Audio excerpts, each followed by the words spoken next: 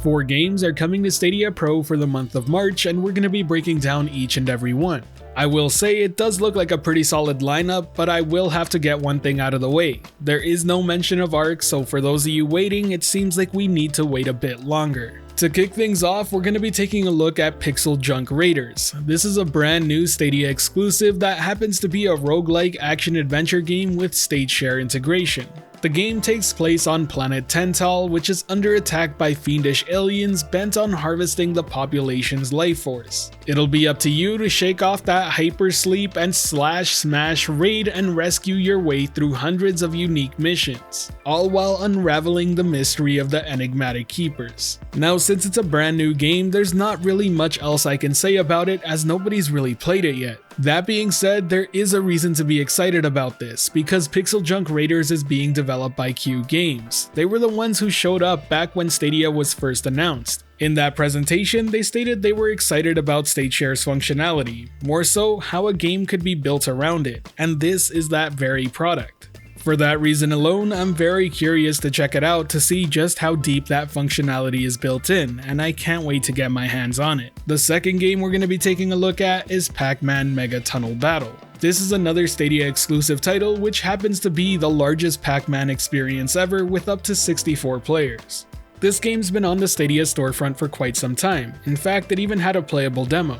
Overall, I can tell you that it's a pretty fun game if you're into Pacman, and if you've ever wanted to test your skills against other players, this'll provide that. There's plenty of customization options to unlock in the game to make you and your board stand out, and it has a really cool spectator mode.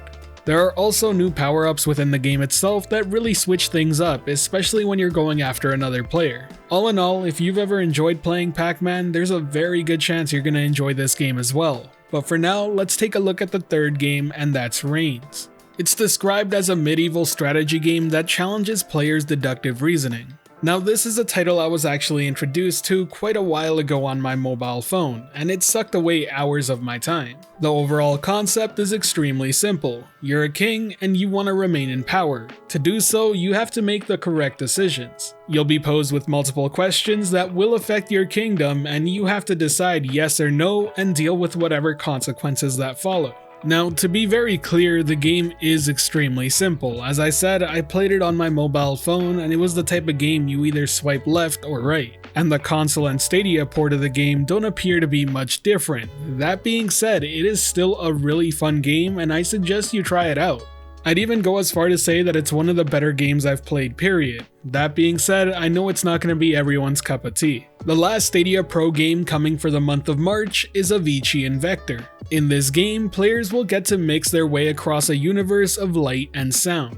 If you've played Amplitude, you have a really good idea of what to expect. It's a rhythm-based game where timing is everything, all backed by Avicii's amazing catalog of work.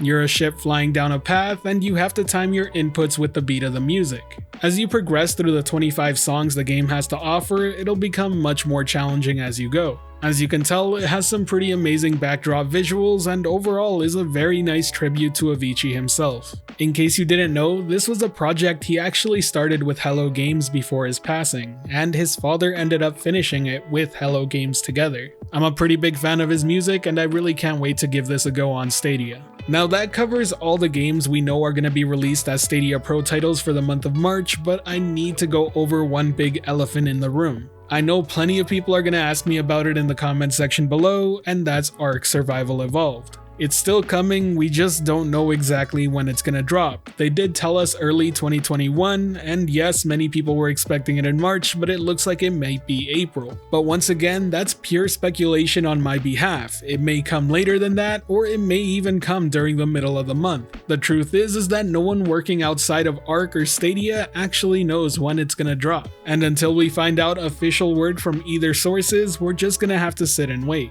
Either way, that covers all the Stadia Pro games for the month of March. If you enjoyed the video or found it helpful at all, be sure to hit that like button as it really does help the channel out. And if you're wanting more content like this, be sure to subscribe and hit that notification bell as well. Today's end of video message is going to be asking you to rate this month's Stadia Pro lineup between 1 and 10. Do you think it's good? Do you think it's bad? Do let me know down in the comment section below. Personally, I would put it at around an 8 simply because of the brand new game that's dropping on Stadia Pro and the fact that it happens to be a Stadia exclusive. Time will tell whether or not the game is actually great, but it has me anticipating the 1st of March more so than other months simply because of it. As always, thank you for watching the video. This has been Generation Stadia, giving you that daily dose of everything and anything cloud gaming related. The Gen S community is over 8,200 strong and growing by the day, and until next time, I'll catch you in the clouds.